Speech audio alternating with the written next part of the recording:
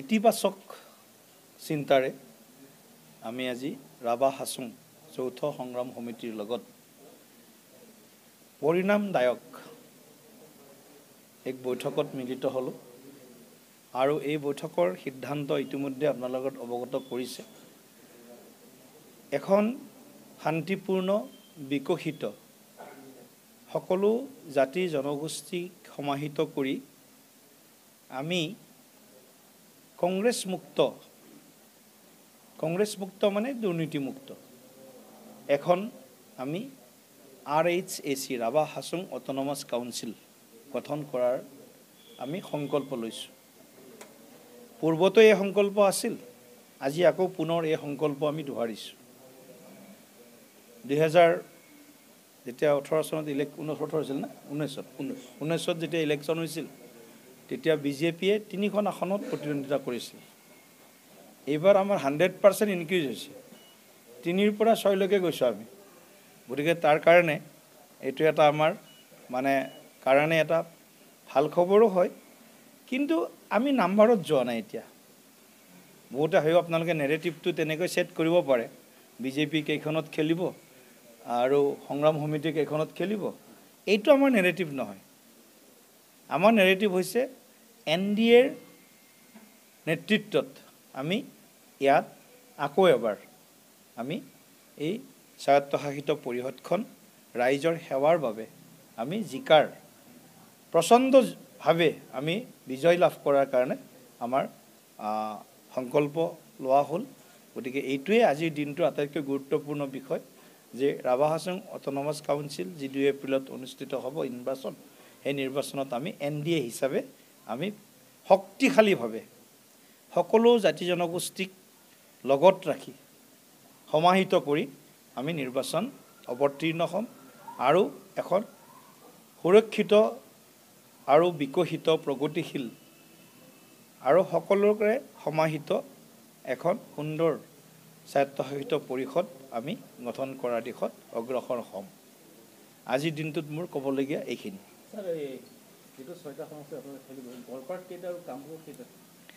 চাওক, এতিয়া প্ৰাথমিক ডিছকাশ্যনখিনি হৈছে, পৰৱৰ্তী সময়ত আমি গোটেই কথাখিনি চালি জাৰি চাই চাওক। নিৰ্বাচন খেলাটো আমাৰ ইয়াত খুব ভাল এটা পজিটিভ শব্দ, খেলাটো।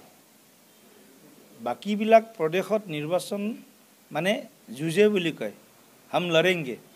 আমি ইয়াত কওঁ আমি খেলিম। এইটো এটা ডাঙৰ নেৰেটিভ আমাৰ কাৰণে, অসমৰ কাৰণে।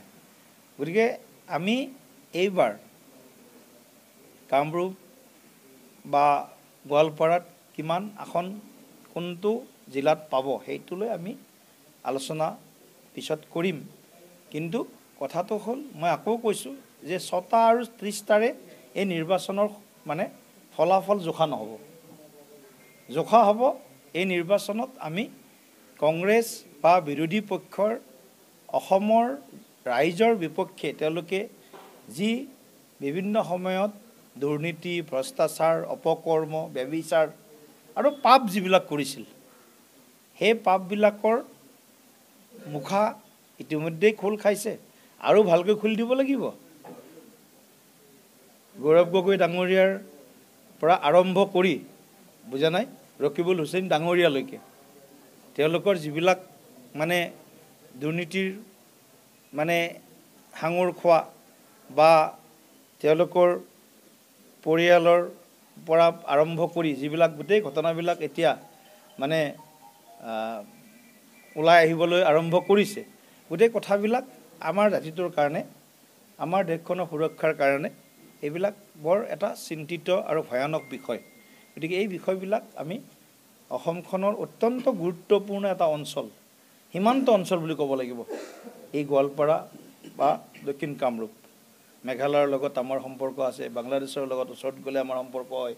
গতিকে এখন সংবেদনশীল, অতি গুৰুত্বপূৰ্ণ এই ৰাভা হাছং স্বায়ত্তশাসিত এলেকাটো আমাৰ কাৰণে কেৱল ৰাজনীতি কৰাৰ অভিকেন্দ্ৰ নহয়, আমাৰ কাৰণে এই অঞ্চলটোক সুৰক্ষিত কৰাৰ এই অঞ্চলটোক আগবঢ়াই লৈ যোৱাৰ মূল লক্ষ্য আমাৰ।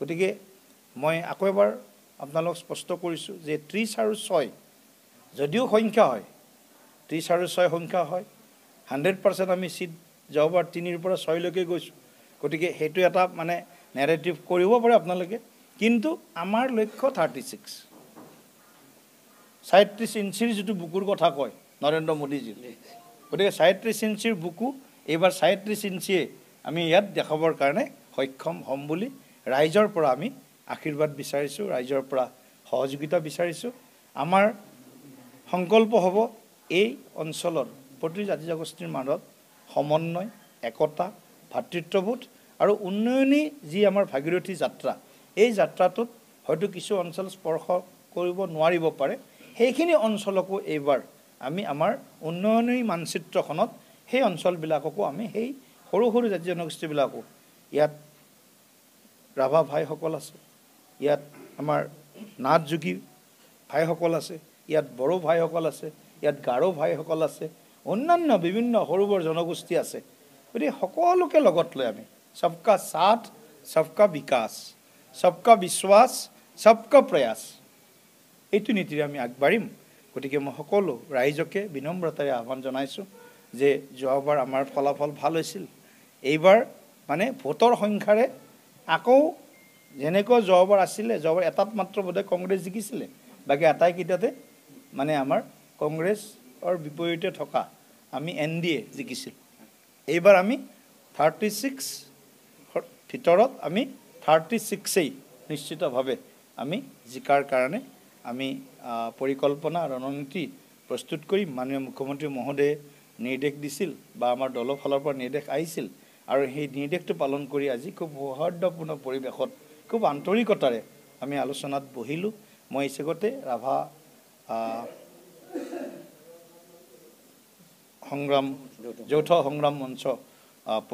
সংগ্ৰাম মঞ্চক মই আন্তৰিকতাৰে মই কৃতজ্ঞতা আৰু ধন্যবাদ জ্ঞাপন কৰিছোঁ আৰু একেলগে আমি আমাৰ এই অঞ্চলটোক এক শক্তিশালী উন্নয়নৰ অভিকেন্দ্ৰ হিচাপে আগবঢ়াই লৈ যাম এই কথাখিনিৰে মোৰ বক্তব্য সামৰিছোঁ ধন্যবাদ যিকোনো খবৰৰ বাবে যোগাযোগ কৰক 7099017330 লগতে 7099017110 নম্বৰত